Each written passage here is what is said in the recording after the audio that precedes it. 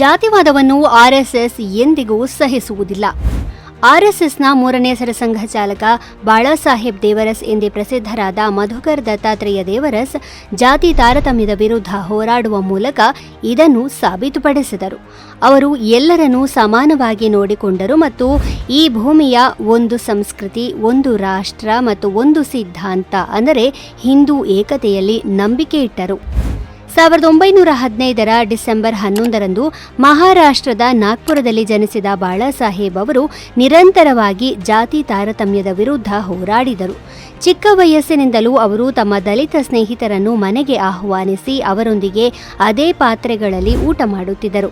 ಅಸ್ಪೃಶ್ಯತೆ ಗಂಭೀರ ಅಪರಾಧ, ಪ್ರತಿಯೊಬ್ಬರೂ ಇದನ್ನು ಒಪ್ಪಿಕೊಳ್ಳಬೇಕು ಮತ್ತು ಅದನ್ನು ಸಂಪೂರ್ಣವಾಗಿ ತೊಡೆದುಹಾಕಲು ಕೆಲಸ ಮಾಡಬೇಕು ಎಂದು ಅವರು ಘೋಷಿಸಿದರು. 1973ರಲ್ಲಿ ಸರಸಂಘ ಚಾಲಕರಾದ ನಂತರ ಬಾಳಾಸಾಹೇಬ್ ಅವರು ಆರ್ಎಸ್ಎಸ್ ಅನ್ನು ದೇಶದುದ್ದಕ್ಕೂ ವಿಸ್ತರಿಸಿದರು. ಹೆಚ್ಚಿನ ಸಂಖ್ಯೆಯಲ್ಲಿ ಸ್ವಯಂ ಸೇವಕರನ್ನು ಒಳಗೊಳ್ಳುವಂತೆ ಮಾಡಿದರು. ಭಾರತದ ಗುರುತಿನ ಅಡಿಯಲ್ಲಿ ಅವರನ್ನು ಒಂದುಗೂಡಿಸಿದರು. ಅವರು ಅಸ್ಸಾಂ, ಮೇಘಾಲಯ ಮತ್ತು ತ್ರಿಪುರದಂತಹ ಈಶಾನ್ಯ ರಾಜ್ಯಗಳಲ್ಲಿ ಮತ್ತು ಈ ಪ್ರದೇಶದ 7 ರಾಜ್ಯಗಳಲ್ಲಿ ಆರ್ಎಸ್ಎಸ್ ಅನ್ನು ವಿಸ್ತರಿಸಲು ಹೆಚ್ಚಿನ ಪ್ರಯತ್ನಗಳನ್ನು ಮಾಡಿದರು.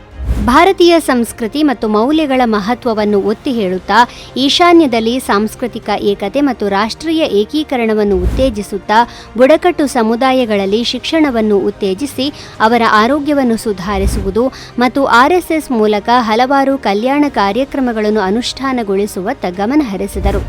ಬಾಳಾಸಾಹೇಬ್ ದೇವರಸ್ ಅವರು ಅಂತರ್ಜಾತಿ ವಿವಾಹಗಳು ಜಾತಿ ತಾರತಮ್ಯವನ್ನು ನಿರ್ಮೂಲನೆ ಮಾಡುವಲ್ಲಿ ಪ್ರಮುಖ ಪಾತ್ರ ವಹಿಸುತ್ತವೆ ಎಂದು ನಂಬಿದ್ದರು.